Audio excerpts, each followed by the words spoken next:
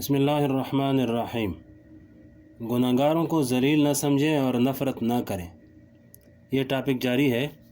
فرمایا کہ کسی بیمار کو دیکھے تو یہ دعا پڑھے۔ فرمایا کہ حدیث شریف میں آتا ہے کہ جب انسان دوسرے کو کسی بیماری کے اندر مبتلا دیکھے تو یہ دعا پڑھے، الحمدللہ الذی عافانی مما ابتلاک بہ وفضلنی علی کثیر ممن خلق تفضیلا۔ اے اللہ، آپ کا شکر ہے کہ آپ نے مجھے اس بیماری سے عافیت عطا فرمائی جس بیماری میں یہ مبتلا ہے، اور بہت سے لوگوں پر آپ نے مجھے فضیلت عطا فرمائی۔ یعنی بہت سے لوگ بیماریوں میں مبتلا ہیں لیکن آپ نے مجھے صحت عطا فرمائی ہے۔ کسی بیمار کو دیکھ کر یہ دعا پڑھنا سنت ہے۔ آپ صلی اللہ علیہ وسلم نے اس کی تلقین فرمائی ہے۔ ہمارے حضرت ڈاکٹر عبدالحی صاحب رحمۃ اللہ علیہ فرمایا کرتے تھے کہ جب بھی کسی ہسپتال کے پاس سے گزرتا ہوں تو الحمدللہ یہ دعا پڑھ لیتا ہوں، اور ساتھ میں یہ دعا بھی کرتا ہوں کہ یا اللہ ان بیماروں کو صحت عطا فرما دیجیے۔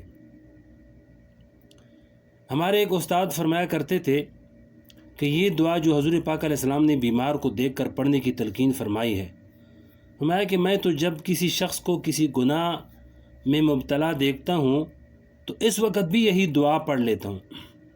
مثلا راستے میں گزرتی ہوئی بعض اوقات دیکھتا ہوں کہ لوگ گھر میں سینما دیکھنے کے لیے اس کا ٹکٹ خریدنے کے لیے لائن میں کھڑے ہوئے، ان کو دیکھ کر یہی دعا پڑھ لیتا ہوں اور اللہ تعالیٰ کا شکر ادا کرتا ہوں کہ اس نے مجھے اس گناہ سے محفوظ رکھا۔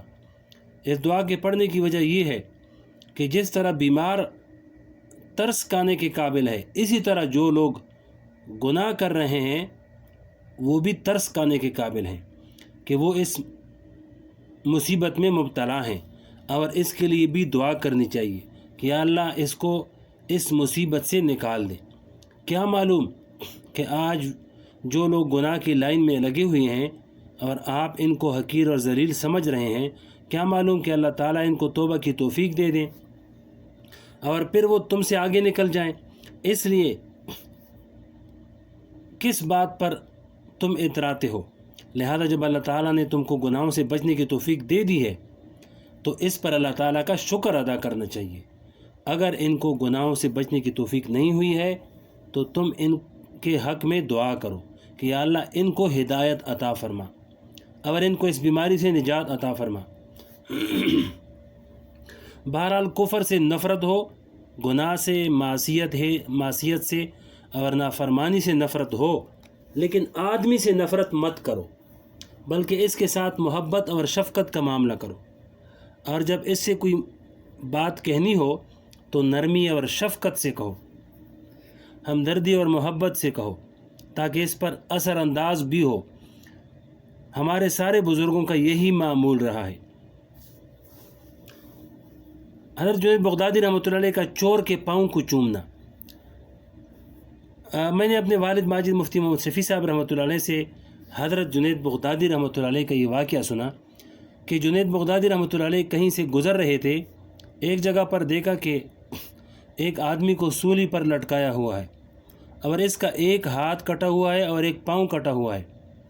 آپ نے لوگوں سے پوچھا کہ یہ کیا قصہ ہے؟ لوگوں نے بتایا کہ یہ شخص عادی قسم کا چور ہے، یعنی گناہ کا عادی ہے، چوری کا عادی ہے۔ جب پہلی مرتبہ پکڑا گیا تو اس کا ہاتھ کاٹ دیا گیا، اور جب دوسری مرتبہ پکڑا گیا تو پاؤں کاٹ دیا گیا، اور اب جب تیسری مرتبہ پھر پکڑا گیا چوری میں تو اب اس کو سولی پر لٹکا دیا گیا۔ حضرت جنید بغدادی رحمۃ اللہ علیہ آگے بڑھے اور اس کے پاؤں چوم لیے۔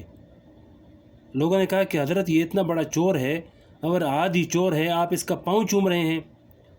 آپ نے جواب میں فرمایا کہ اگرچہ اس نے بہت بڑا جرم اور گناہ کا کام کیا ہے جس کی وجہ سے اس کو سزا دی گئی، لیکن اس شخص کے اندر ایک بہترین صفت ہے، وہ صفت ہے استقامت کی۔ اگرچہ اس صفت کو اس نے غلط جگہ پر استعمال کیا، اس لیے کہ جس کام کو اس نے اپنا مشغلہ بنایا اس پر ڈٹا رہا، اس کا ہاتھ کاٹ دیا گیا پھر بھی اس نے اس کام کو نہیں چھوڑا، پاؤں کاٹ دیا گیا پھر بھی اس نے اس کام کو نہیں چھوڑا، حتیٰ کہ موت کی سزا ہو گئی لیکن اپنے کام پر لگا رہا۔ اس سے پتہ چلا کہ اس کے اندر استقامت کا صفت تھا، اور اس صفت کی وجہ سے میں نے اس کے پاؤں چوم لیے۔ اللہ تعالی ہمیں اپنی عبادت اور طاعات کے اندر یہ صفت عطا فرما دے۔ بہرحال جو اللہ کے نیک بندے ہوتے ہیں وہ آدمی سے نفرت نہیں کرتے، اس کی برائیوں سے نفرت کرتے ہیں، اور وہ فرماتے ہیں کہ اگر کسی برے آدمی کے اندر اچائیاں ہیں تو وہ حاصل کرنے کے قابل ہیں، اور اس کے اندر جو برائیاں ہیں اس کو دور کرنے کی فکر کرو، اور اس کو محبت اور پیار سے سمجھاؤ، اور اسی سے جا کر بتاؤ، دوسرے سے اس کی برائیاں بیان مت کرو۔ فرمایا کہ ایک مومن دوسرے مومن کا آئینہ ہے۔ یہ حدیث شریف میں آتا ہے المؤمن مرآۃ المؤمن، یعنی ایک مومن دوسرے مومن کا آئینہ ہے۔ اگر آدمی کے چہرے پر کوئی داغ دھبا لگا ہو، داغ دھبا لگ جائے، اور وہ آدمی جا کر آئینہ کے سامنے کھڑا ہو جائے تو وہ آئینہ بتا دیتا ہے کہ تمہارے چہرے پر یہ داغ لگا ہوا ہے، گویا آئینہ انسان کے عیب بیان کر دیتا ہے۔ اسی طرح ایک مومن بھی دوسرے مومن کا آئینہ ہے، یعنی جب ایک مومن دوسرے مومن کے اندر کوئی عیب دیکھے تو اس کو پیار سے محبت سے بتا دے کہ یہ عیب تمہارے اندر موجود ہے، اس کو دور کر دو۔ جیسے اگر کسی انسان کے جسم پر کوئی کیڑا یا چیونٹی چل رہا ہو، اور آپ اس کیڑے کو اس کے جسم پر یا کپڑوں پر چلتا ہوا دیکھ رہے ہیں، تو محبت کا تقاضا یہ ہے کہ تم اس کو بتا دو کہ دیکھو بھائی تمہارے جسم پر یہ کیڑا چل رہا ہے، اس کو دور کر لو۔ اسی طرح اگر کسی مسلمان بھائی کے اندر کوئی دینی خرابی ہے تو پیار و محبت سے اس کو بتا دینا چاہیے کہ تمہارے اندر یہ خرابی ہے، اس لیے کہ ایک مومن دوسرے مومن کا آئینہ ہے۔ مولانا اشرف علی تھانوی رحمۃ اللہ علیہ فرماتے ہیں کہ اس حدیث سے یہ بات معلوم ہوئی کہ جب تم کسی دوسرے کے اندر کوئی عیب دیکھو تو صرف اسی کو بتاؤ کہ تمہارے اندر یہ عیب ہے، دوسروں سے کہتے مت پھرو کہ فلاں کے اندر یہ عیب ہے۔ اس لیے کہ حضور پاک علیہ السلام نے مومن کو آئینہ سے تشبیہ دی ہے، اور آئینہ صرف اسی شخص کو اس کے چہرے کے داغ دھبے بتاتا ہے۔